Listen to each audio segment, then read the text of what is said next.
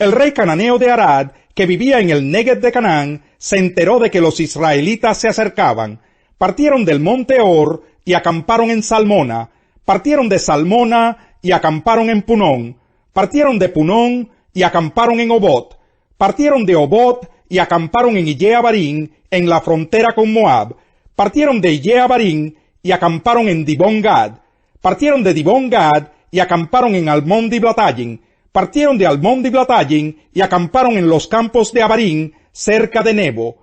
Partieron de los montes de Abarín y acamparon en las llanuras de Moab, cerca del Jordán, a la altura de Jericó. Acamparon a lo largo del Jordán, desde Bet-Yesimot hasta Abel-Sitín, en las llanuras de Moab. Allí en las llanuras de Moab, cerca del Jordán, a la altura de Jericó, el Señor le dijo a Moisés: habla con los israelitas y diles que una vez que crucen el Jordán y entren en Canaán, deberán expulsar del país a todos sus habitantes y destruir a todos los ídolos e imágenes fundidas que ellos tienen. Ordénales que arrasen todos sus santuarios paganos y conquisten la tierra y la habiten, porque yo se la he dado a ellos como heredad. La tierra deberán repartirla por sorteo, según sus clanes. La tribu más numerosa recibirá la heredad más grande, mientras que la tribu menos numerosa recibirá la heredad más pequeña. Todo lo que les toque en el sorteo será de ellos, y recibirán su heredad según sus familias patriarcales. Pero si no expulsan a los habitantes de la tierra que ustedes van a poseer, sino que los dejan allí, esa gente les causará problemas, como si tuvieran clavadas astillas en los ojos y espinas en los costados. Entonces yo haré con ustedes lo que había pensado hacer con ellos. Capítulo 34. El Señor le dijo a Moisés: hazles saber a los israelitas que las fronteras de Canaán, la tierra que van a recibir en heredad, serán las siguientes. La frontera sur empezará en el desierto de Sin, en los límites con Edom. Por el este, la frontera sur estará donde termina el Mar Muerto. A partir de allí, la línea fronteriza avanzará hacia el sur, hacia la cuesta de los Alacranes, cruzará Sin hasta alcanzar Cades Barnea y llegará hasta Hazar Adar y Asmón. De allí la frontera se volverá hacia el arroyo de Egipto para terminar en el mar Mediterráneo. La frontera occidental del país será la costa del mar Mediterráneo. Para la frontera norte, la línea fronteriza correrá desde el mar Mediterráneo hasta el monte Hor, y desde el monte Hor hasta Lebo Hamat. De allí esta línea seguirá hasta llegar a Sedad, para continuar hasta Sifrón y terminar en Hazar Enán. Esta será la frontera norte del país. Para la frontera oriental, la línea fronteriza correrá desde Hazar Enán hasta Sefán. De Sefán bajará a Riblá, que está al este de Ayin. De allí descenderá al este hasta encontrarse con la ribera del lago Kineret, y de allí la línea bajará por el río Jordán hasta el Mar Muerto. Estas serán las 4 fronteras del país.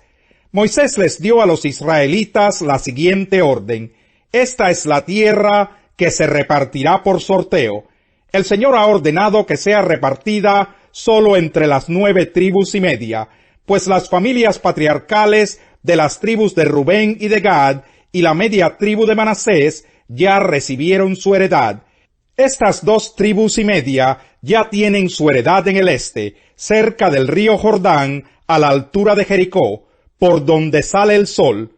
El Señor le dijo a Moisés: estos son los nombres de los encargados de repartir la tierra como heredad: el sacerdote Eleazar y Josué, hijo de Nun.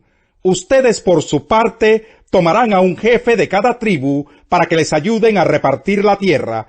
Los nombres de los jefes de tribu fueron los siguientes: Caleb, hijo de Jefone, de la tribu de Judá; Samuel, hijo de Amiud, de la tribu de Simeón; Elidad, hijo de Quislón, de la tribu de Benjamín; Buquí, hijo de Jogli, jefe de la tribu de Dan; Haniel, hijo de Ephod, jefe de la tribu de Manasés, hijo de José; Kemuel, hijo de Siftán, jefe de la tribu de Efraín, hijo de José; Elisafán, hijo de Parnac, jefe de la tribu de Zabulón; Paltiel, hijo de Asán, jefe de la tribu de Isaacar; Ahiud, hijo de Selomí, jefe de la tribu de Aser, Pedael, hijo de Amiud, jefe de la tribu de Neftalí. A estos les encargó el Señor repartir la heredad entre los israelitas en la tierra de Canaán. Capítulo 35. En las llanuras de Moab, cerca del Jordán, a la altura de Jericó, el Señor le dijo a Moisés: ordénales a los israelitas que de las heredades que reciban entreguen a los levitas ciudades donde vivir, junto con las tierras que rodean esas ciudades. De esta manera los levitas tendrán ciudades donde vivir y tierras de pastoreo para su ganado, rebaños y animales. Las tierras de pastoreo que entreguen a los levitas rodearán la ciudad, a 500 metros de la muralla. A partir de los límites de la ciudad, ustedes medirán 1000 metros hacia el este, 1000 hacia el sur, 1000 hacia el oeste y 1000 hacia el norte. La ciudad quedará en el centro. Estas serán las tierras de pastoreo de sus ciudades. De las ciudades que recibirán los levitas, 6 serán ciudades de refugio. A ellas podrá huir cualquiera que haya matado a alguien. Además de estas 6 ciudades, les entregarán otras 42. En total les darán 48 ciudades con sus tierras de pastoreo. El número de ciudades que los israelitas entreguen a los levitas de la tierra que van a heredar deberá ser proporcional a la heredad que le corresponda a cada tribu. Es decir, de una tribu numerosa se tomará un número mayor de ciudades, mientras que de una tribu pequeña se tomará un número menor de ciudades. El Señor le ordenó a Moisés que les dijera a los israelitas: cuando crucen el Jordán y entren a Canaán, escojan ciudades de refugio a donde pueda huir quien inadvertidamente mate a alguien. Esa persona podrá huir a esas ciudades para protegerse del vengador. Así se evitará que se mate al homicida antes de ser juzgado por la comunidad. 6 serán las ciudades que ustedes reservarán como ciudades de refugio. 3 de ellas estarán en el lado este del Jordán y las otras 3 en Canaán. Estas 6 ciudades les servirán de refugio a los israelitas y a los extranjeros, sean estos inmigrantes o residentes. Cualquiera que inadvertidamente dé muerte a alguien podrá refugiarse en estas ciudades. Si alguien golpea a una persona con un objeto de hierro y esa persona muere, el agresor es un asesino y será condenado a muerte. Si alguien golpea a una persona con una piedra y esa persona muere, el agresor es un asesino y será condenado a muerte. Si alguien golpea a una persona con un pedazo de madera y esa persona muere, el agresor es un asesino y será condenado a muerte. Corresponderá al vengador matar al asesino. Cuando lo encuentre, lo matará.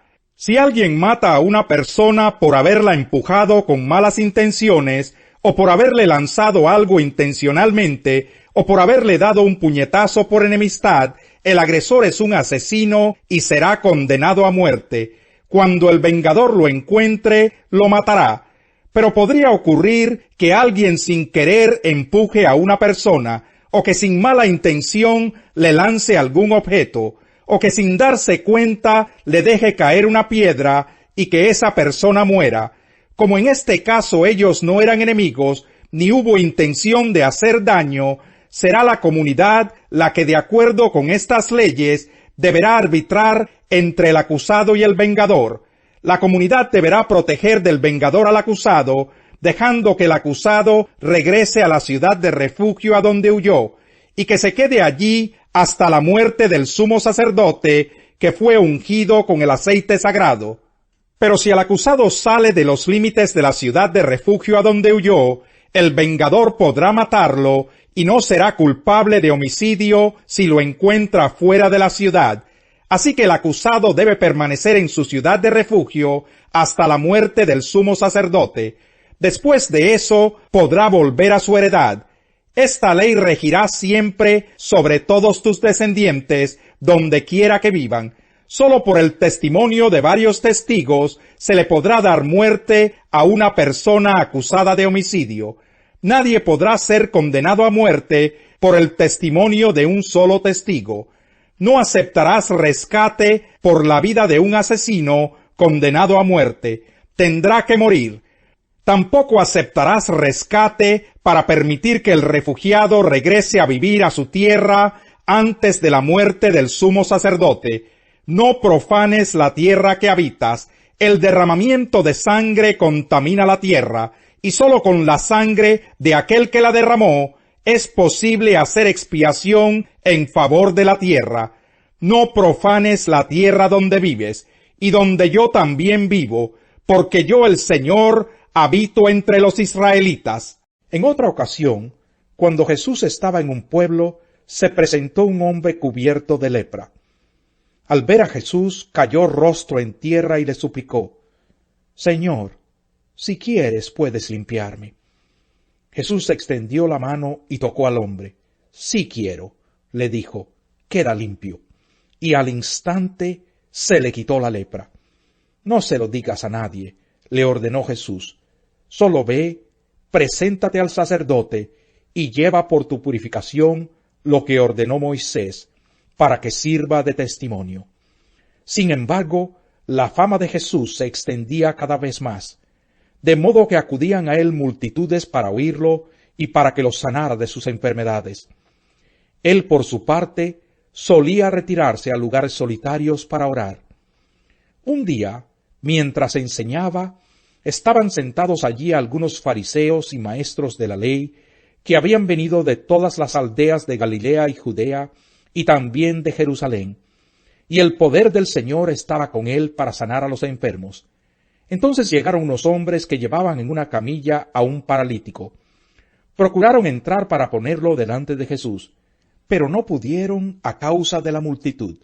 Así que subieron a la azotea y, separando las tejas, lo bajaron en la camilla hasta ponerlo en medio de la gente frente a Jesús. Al ver la fe de ellos, Jesús dijo: Amigo, tus pecados quedan perdonados. Los fariseos y los maestros de la ley comenzaron a pensar: ¿quién es este que dice blasfemias? ¿Quién puede perdonar pecados sino solo Dios? Pero Jesús supo lo que estaban pensando y les dijo: ¿por qué razonan así? ¿Qué es más fácil decir: tus pecados quedan perdonados? O levántate y anda. Pues para que sepan que el Hijo del Hombre tiene autoridad en la tierra para perdonar pecados, se dirigió entonces al paralítico: a ti te digo, levántate, toma tu camilla y vete a tu casa. Al instante se levantó a la vista de todos, tomó la camilla en que había estado acostado, y se fue a su casa alabando a Dios. Todos quedaron asombrados, y ellos también alababan a Dios. Estaban llenos de temor y decían: hoy hemos visto maravillas. Después de esto salió Jesús y se fijó en un recaudador de impuestos llamado Leví, sentado a la mesa donde cobraba. Sígueme, le dijo Jesús. Y Leví se levantó, lo dejó todo y lo siguió. Salmo 65. A ti, oh Dios de Sión, te pertenece la alabanza. A ti se te deben cumplir los votos, porque escuchas la oración. A ti acude todo mortal a causa de sus perversidades. Nuestros delitos nos abruman, pero tú los perdonaste. Dichoso aquel a quien tú escoges, al que atraes a ti para que viva en tus atrios. Saciémonos de los bienes de tu casa, de los dones de tu santo templo. Tú, oh Dios y Salvador nuestro, nos respondes con imponentes obras de justicia. Tú eres la esperanza de los confines de la tierra y de los más lejanos mares. Tú con tu poder formaste las montañas, desplegando tu potencia. Tú calmaste el rugido de los mares, el estruendo de sus olas y el tumulto de los pueblos. Los que viven en remotos lugares se asombran ante tus prodigios. Del oriente al occidente, tú inspiras canciones de alegría. Con tus cuidados fecundas la tierra y la colmas de abundancia. Los arroyos de Dios se llenan de agua para asegurarle trigo al pueblo. Así preparas el campo, empapas los surcos, nivelas sus terrones, reblandeces la tierra con las lluvias y bendices sus renuevos. Tú coronas el año con tus bondades y tus carretas se desbordan de abundancia. rebosan los prados del desierto, las colinas se visten de alegría, pobladas de rebaños las praderas, y cubiertos los valles de trigales, cantan y lanzan voces de alegría.